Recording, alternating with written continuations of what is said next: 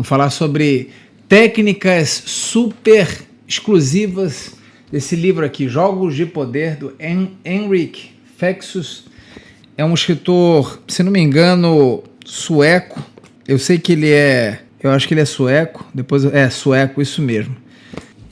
Eu sei que ele dá várias dicas fantásticas. Eu vou, na verdade, trazer 3 aqui mais especiais sobre como a gente pode direcionar a conversa, de repente o tema ali da nossa discussão para algo que seja mais interessante e favorável com os nossos objetivos, e isso sem ficar fazendo rodeio. Como eu falei, o objetivo é que você já saia daqui sabendo como na próxima reunião, naquela próxima enquete, numa discussão ali sobre ideais, sobre possibilidades, você colocar de uma maneira cirúrgica a sua mensagem e conseguir direcionar ela até o final, sem fazer com que os outros percebam que você a está manipulando. É isso mesmo. Eu queria começar citando um caso pessoal meu, de certa forma até diria cômico, e que eu usei esse truque, um deles na verdade que a gente vai estar falando hoje, e fui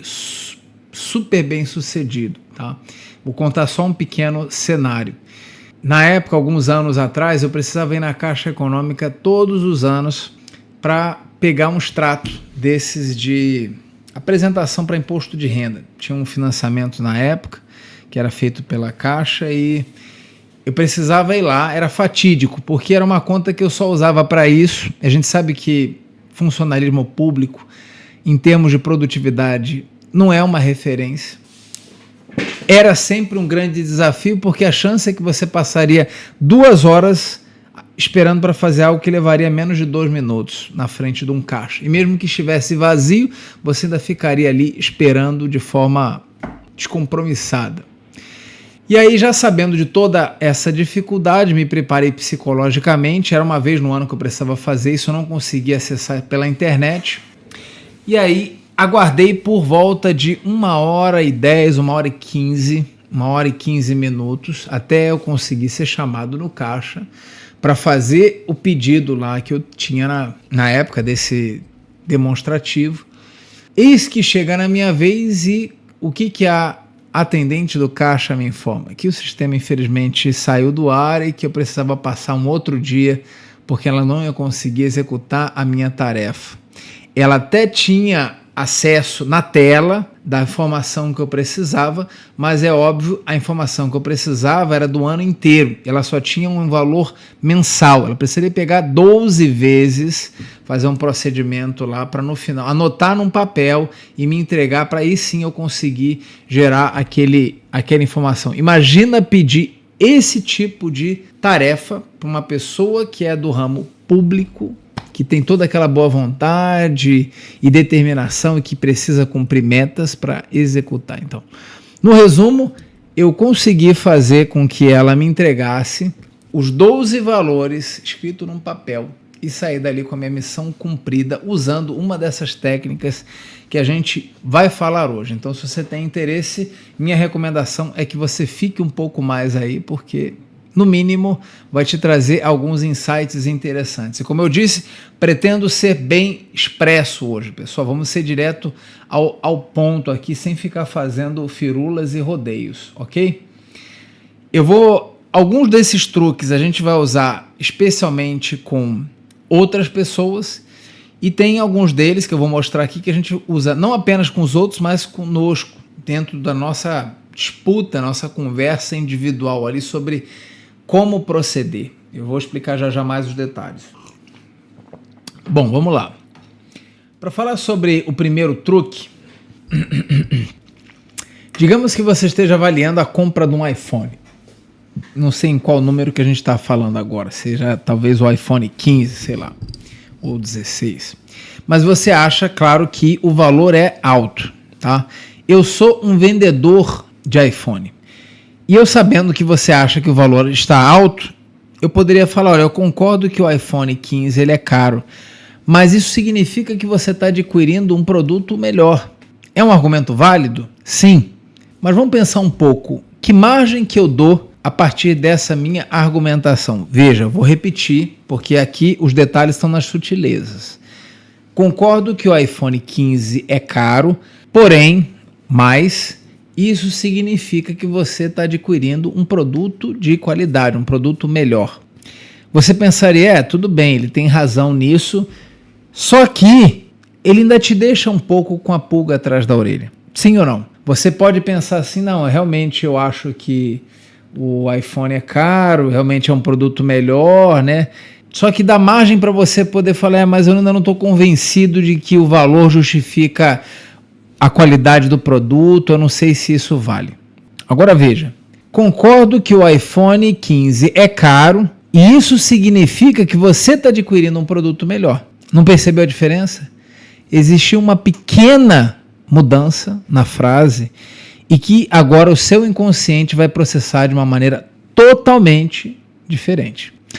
Eu simplesmente substituí o mais pelo e agora você vai passar a enxergar aquilo não como uma contradição, como uma ressalva, mas agora você vai passar a enxergar aquilo como uma continuidade, uma concordância. Por exemplo, um exemplo de concordância. Eu estou com fome e eu quero comer. Isso é uma concordância. Um exemplo de uma ressalva. O carro é bonito, mas desconfortável. Pergunta, pessoal. Se eu falo, o carro é bonito, mas desconfortável, qual que é a mensagem que fica? Que ele é bonito ou que ele é desconfortável? Eu falo a mensagem mais evidente para vocês. Sejam bem honestos. Esse é um ponto que muita gente acaba pecando. Erra nesse jogo de palavras. Quando você usa a palavra mais de forma inadvertida, como esse exemplo, o que você está fazendo é deletando tudo o que aconteceu antes daquele mais e fazendo com que a pessoa processe apenas daquele ponto em diante. Seu relatório ficou muito bom, mas eu acho que o final pode melhorar. Qual que foi a mensagem, pessoal? Entenda qual é a mensagem principal nisso, que ficou bom ou que pode melhorar. Esse é o ponto. Agora veja a diferença. Olha, seu relatório ficou muito bom e eu acho que o final pode até melhorar. É sutil. Só que nessa segunda, eu não estou contrariando o que eu falei no início. Eu estou complementando e isso faz toda a diferença. E a gente acaba fracassando quando a gente quer argumentar alguma coisa. As pessoas às vezes falam, olha, eu estou achando esse produto muito caro. E a pessoa fala, não, realmente ele é caro, mas ele tem esse A, B, C e D. Olha, eu estou achando que esse contrato nosso, ele não está muito bem estruturado. Eu acho que ele não está realmente, eu concordo que ele não está bem estruturado, só que, porém, pessoal, errado. Esqueça o porém, porque quando você passa essa mensagem, você é como se fizesse um clique nas amígdalas do seu interlocutor, que é a região do centro nervoso emocional, que fica 24 horas monitorando o que acontece à nossa volta, a pesquisa de ameaças, de oportunidades. Ele vai detectar aquilo como um problema, como algo que agora, peraí, deixa eu entender o que esse mais significa. Mais significa que não é de acordo com aquilo que eu tinha pensado. Então não use a palavra mais dessa maneira. Procure usar alguns padrões de frases do tipo, olha, eu concordo que 3 pontinhos e, portanto, 3 pontinhos. Eu concordo que a minha casa esteja desorganizada e é por isso que eu tenho um lado criativo muito grande. Eu concordo que esse carro seja bonito e é por isso que ele é desconfortável. Eu concordo que essa mesa ela é muito larga e também ela apresenta mais espaço para eu conseguir organizar minhas coisas. Entenda que esse e muda totalmente o sentido de como a pessoa percebe a sua mensagem. E é isso, na verdade, que importa. Não é o que você gostaria de argumentar. Da próxima vez que você estiver pensando em contrapor qualquer coisa, não caia na cilada de usar o mais. Substitua pelo e, porque o e é um conectivo. Ele dá continuidade ao que estava sendo dito. Você não vai ativar as amígdalas e você vai passar a percepção para outra pessoa de que você está simplesmente complementando a ideia dela, por mais que não faça sentido, por mais que seja contraditória e absurda. Não importa, o seu reativo ele não tem capacidade de entender essas sutilezas. Ah, mas eu não vou usar o mais, né, daqui para frente, né? Aí é que vai. Você pode usar o mais, sim, mas se você inverter o sentido. Ah, como que é isso, Bruno? Me explica o que significa inverter.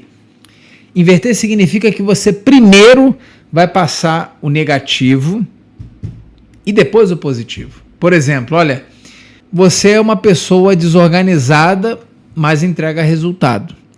Você é alguém teimoso, mas acaba aceitando no final. Você é alguém, por exemplo, difícil de lidar, mas a turma aprova as suas ideias.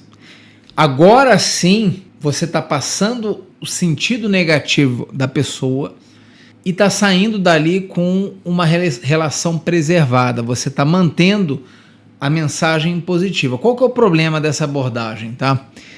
É que nem sempre ela vai gerar mudança de comportamento. Por exemplo, nesse caso, né? Você é uma pessoa desorganizada, mas entrega resultado.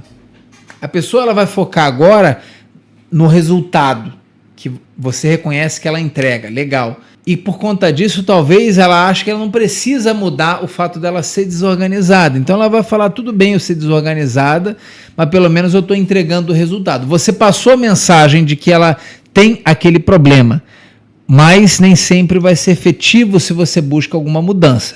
Se você quer tornar apenas ciente, isso funciona.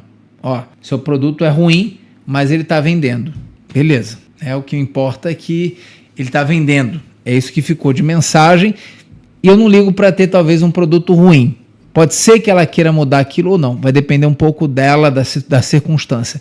Mas se você quiser provocar mudança, o ideal é que você crie a frase com um conectivo complementar com o E.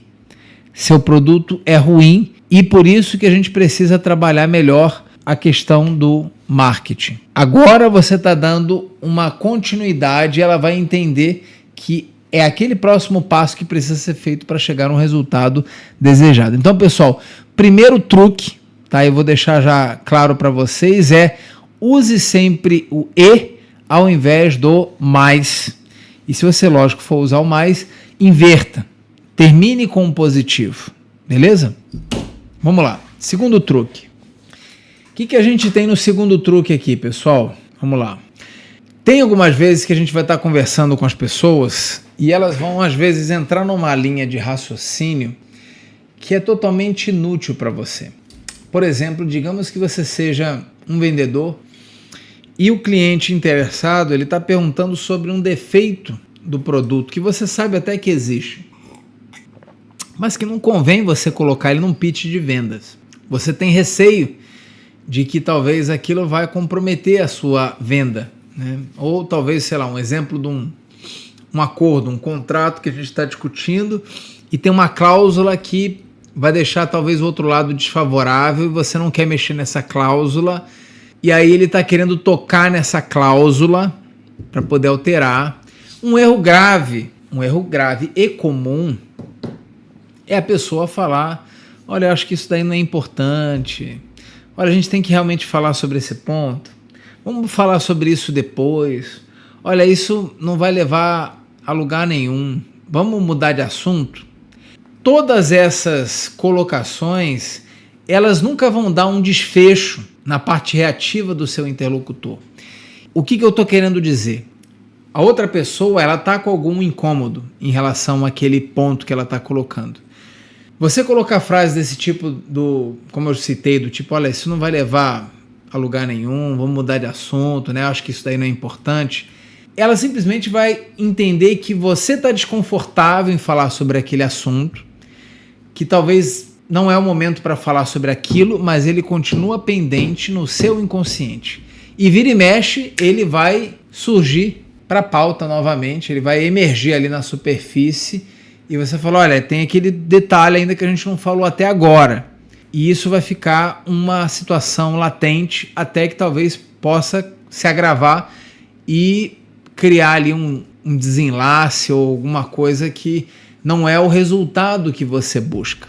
Como que a gente deve direcionar a conversa para um lado que seja mais favorável àquilo que eu busco, sem ser alguém desagradável, colocando essas frases que mudam intencionalmente a direção e que o outro lado vai ainda sentir que está pendente coisa. Como que a gente faz isso?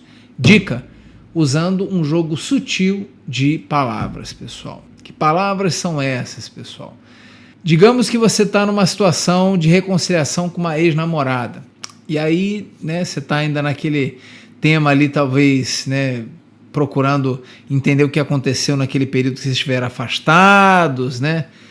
Lógico que ninguém gosta de ficar falando sobre o que aconteceu naquele período de afastamento, mas vez ou outra, dependendo da namorada, do namorado, vai falar: vem cá, com quantas pessoas você saiu no período que a gente ficou afastado?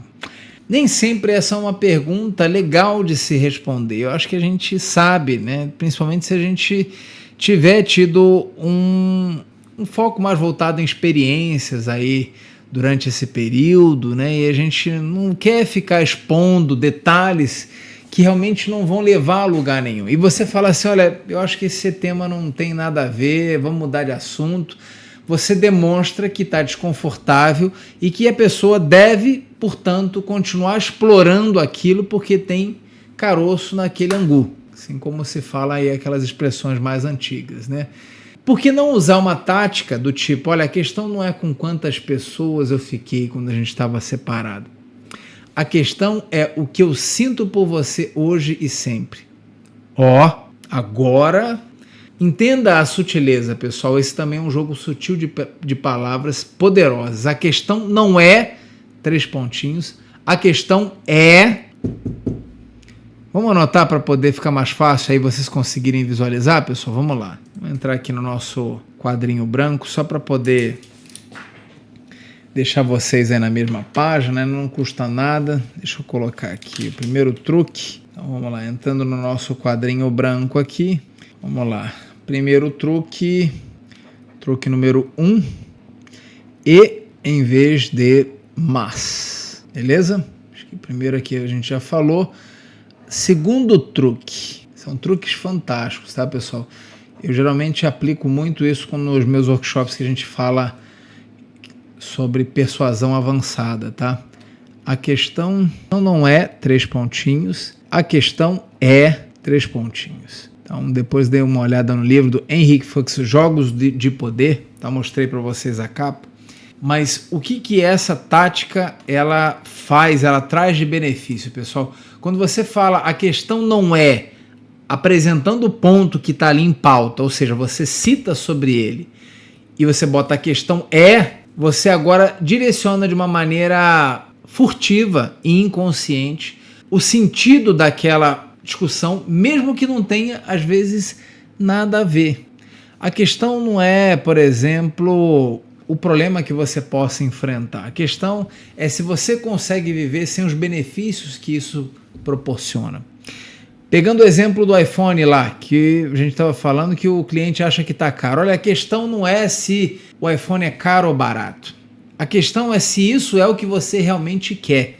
A questão não é o número de pessoas que vão falar a respeito. A questão é o quanto você quer viver essa aventura hoje à noite.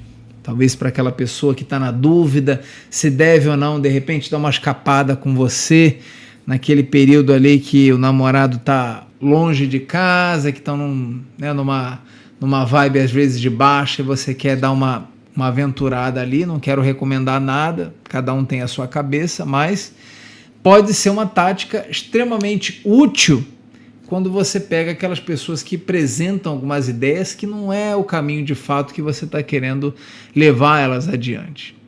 E uma coisa interessante, pessoal, é que funciona às vezes com tópicos que não tem nada a ver. Você pode, por exemplo, falar assim: olha, a questão não é se a gente vai ter ou não orçamento.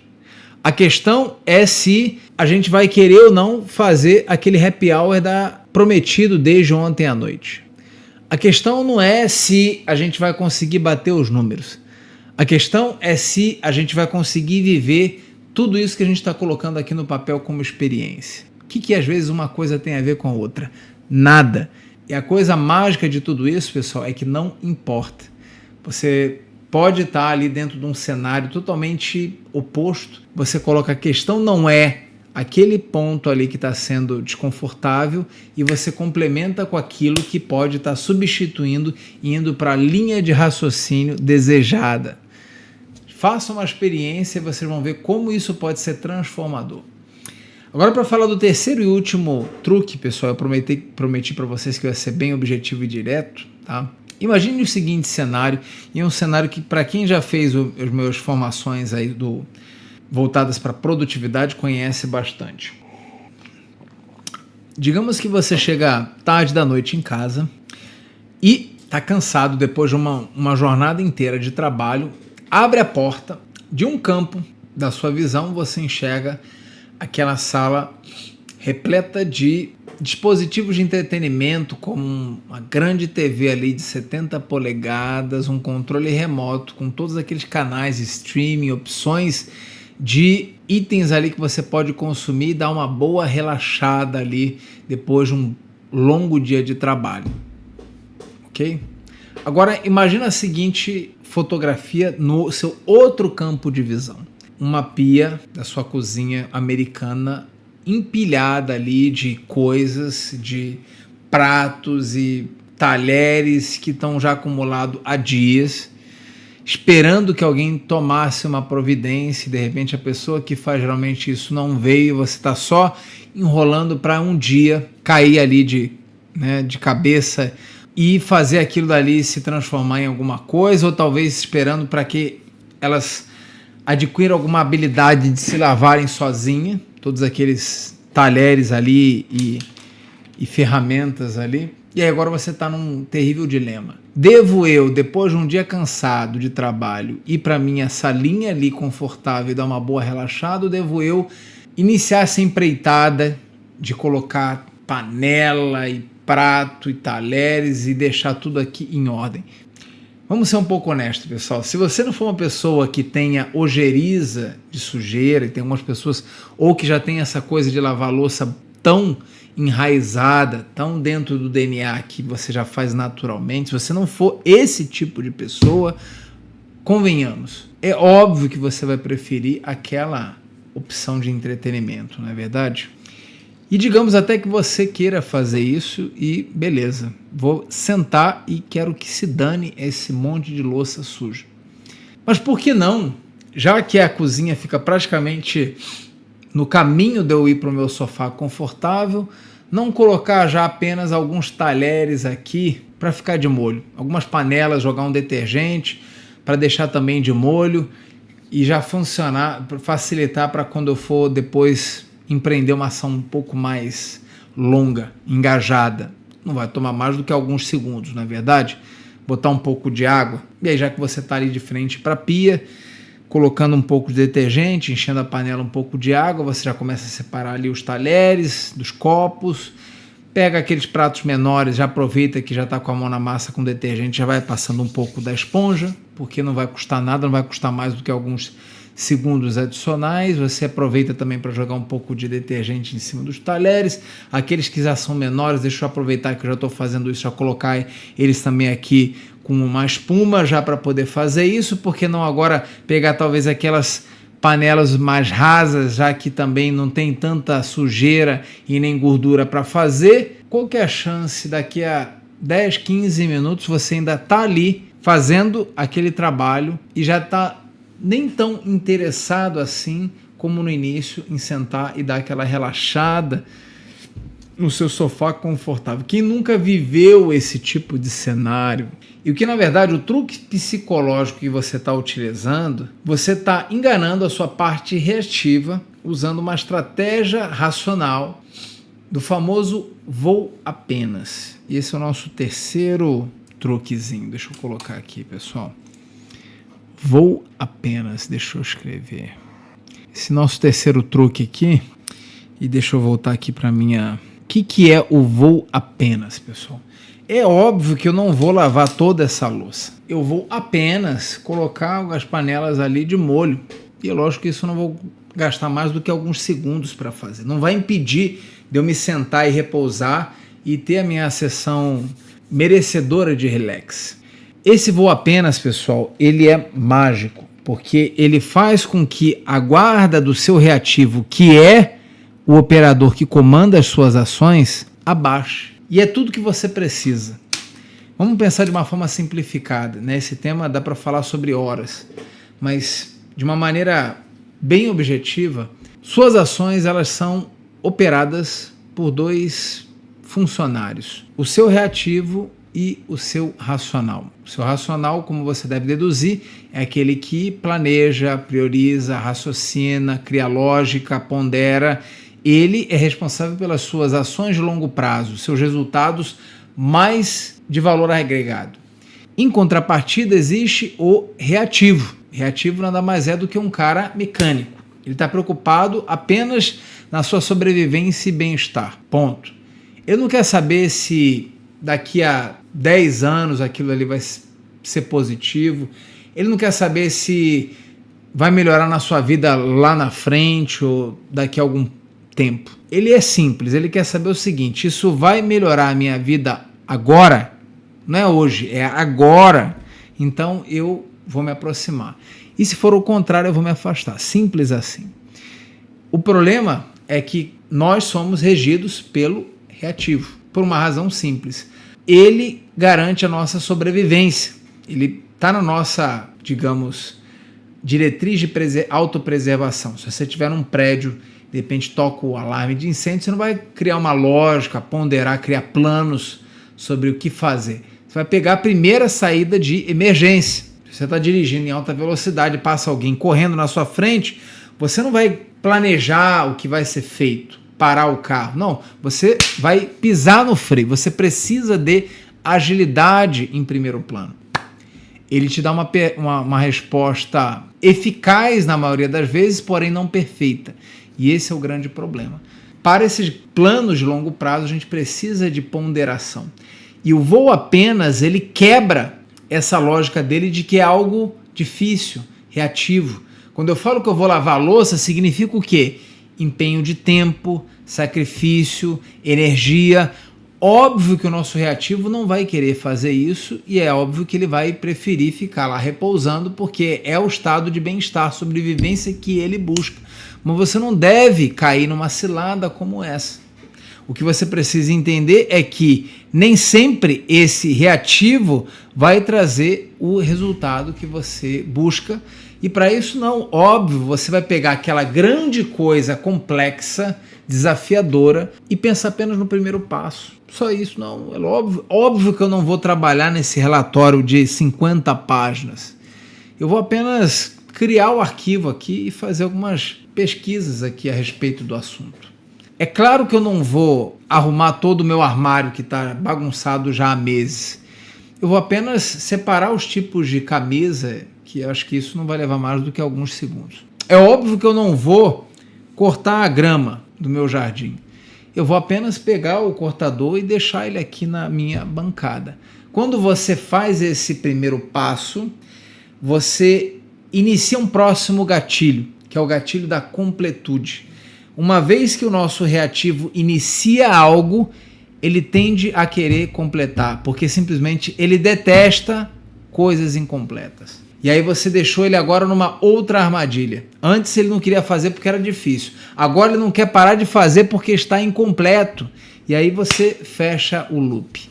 Então, se você quer garantir sucesso na próxima vez que você vê aquela grande coisa...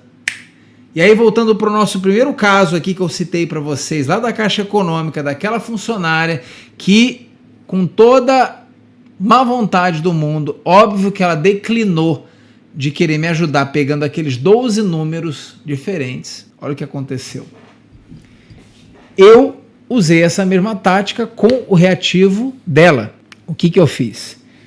Ao invés de eu falar, poxa, mas será que você não pode pegar esses 12 números e anotar nessa folha de papel para mim?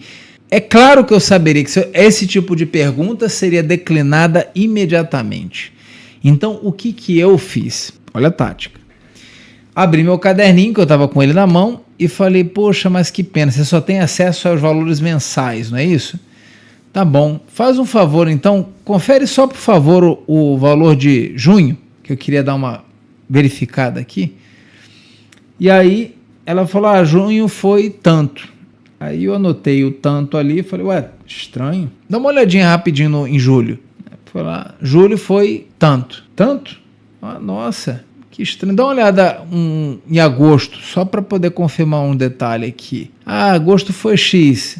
Ué, não, tem coisa errada. Dá uma olhada em fevereiro. Eu sei que quando chegou na sexta ou no sétimo mês, ela mesma pegou meu caderninho e ela começou a anotar aquilo, ela tirou já da minha mão e ela mesma teve a iniciativa de começar a anotar aquilo porque ela percebeu que ela não queria ficar com aquilo incompleto. Eu enganei o reativo dela e é possível a gente fazer isso também com... Não, óbvio. A gente não vai sair para uma noitada louca. A gente vai apenas aqui tomar um breve chopp. A gente só vai fazer isso daí e se acontecer mais alguma coisa a gente avalia, mas a princípio essa que é a ideia. Agora ficou mais fácil. Você tem que voltar para casa até as 10 da noite?